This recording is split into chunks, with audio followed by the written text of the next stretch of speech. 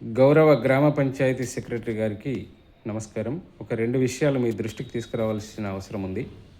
ఒకటి, ఈ Venkatapuram village problems అనే వాట్సాప్ గ్రూప్ యొక్క అడ్మినిస్ట్రేషన్ విషయం. రెండవది, ఈ గ్రామ సభలు నిర్వహించే విషయం.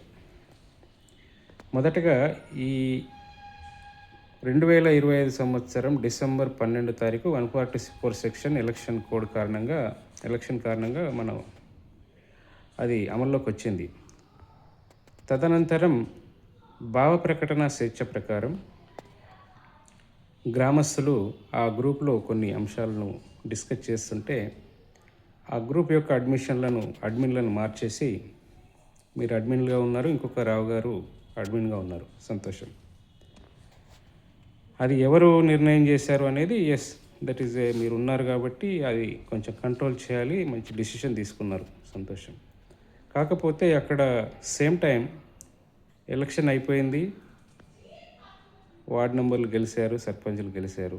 మా వార్డ్ నంబర్ గారు ఒక నంబర్ని యాడ్ చేయమని తన స్వయం హస్తాలతో ఒక నంబర్ను సూచించారు. అది ఇప్పటి వరకు ఆ గ్రూప్లో యాడ్ కాలేదని నేను గమనించాను. అంటే ఏ నంబర్ యాడ్ కాలేదంటే కొన్ని నంబర్లు యాడ్ అయినాయి, కొన్ని నంబర్లు అసలు యాడ్ కాలేదు. సో ఈ గ్రూప్ అనేది భావ ప్రకటన స్వేచ్ఛను తెలియజేస్తుంది, అవకాశం ఇస్తుంది. అందుకని దీన్ని తలుపులు మూయడానికి లేదు. తలుపులు మూసేటట్టు ఉంటే చెప్పండి, అది ఏ సమయంలో మూసేస్తారు, ఏ సమయంలో ఓపెన్ చేస్తారు. అంటే it is nothing but chatting అవకాశం. రెండోది, సర్పంచ్ ఎన్నిక తర్వాత ప్రమాణ స్వీకార మహోత్సవాన్ని పద్ధతిగా ఒక మంచి డయాసా లేకపోతే ఒక చిన్న జంపకాన వేసి ఒక 100 మందో 300 మందో కూర్చునేటట్టు ఆ కార్యక్రమం ఉండాలి. మనకు అనుకూలంగా రైతు వేదిక ఉంది, కానీ దాన్ని వాడకుండా ఇంకా వేరే బహిరంగ ప్రదేశాన్ని వాడకుండా ఆ ఇరుకు గదిలో ఆ గ్రామ పంచాయతీలో నిర్వహించారు. దాన్ని ఎవరు గమనించారు ఆ ప్రమాణ స్వీకార మహోత్సవాన్ని అంటే ఫోటోలలో తప్ప నేరుగా వీక్షించడానికి గ్రామ ప్రజలకు స్వేచ్ఛ లేదు.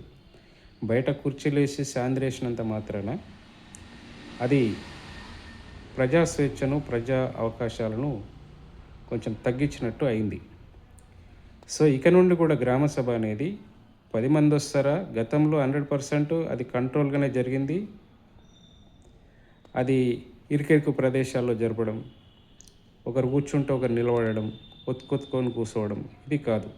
సో గ్రామ సభ అనేది మీరు ఏ చోటు చూస్తారో చూడండి, కానీ 500 మంది గ్రామస్తులు, 1000 మంది పైగా ఉన్నారు, కనీసం 500 మంది కూర్చునే విధంగా అక్కడ స్థలం ఉండాలి. సో అలాంటి ప్రదేశాన్ని మీరు ఎంచుకుంటారని నేను ఆశిస్తున్నాను. ఎందుకంటే ఈ భారత రాజ్యాంగం అమల్లో ఉందని చెప్పి ఆ రోజు భారత రాజ్యాంగం ప్రకారం ప్రమాణాలు చేయించి కేంద్ర రాష్ట్ర ప్రభుత్వాల నిధులు పొందుతూ ఇలాంటి కంట్రోల్డ్ అండ్ అన్సఫిషియంట్ ఎన్విరాన్మెంట్లో జరపొద్దు అనేది మా యొక్క రిక్వెస్ట్. Thank you.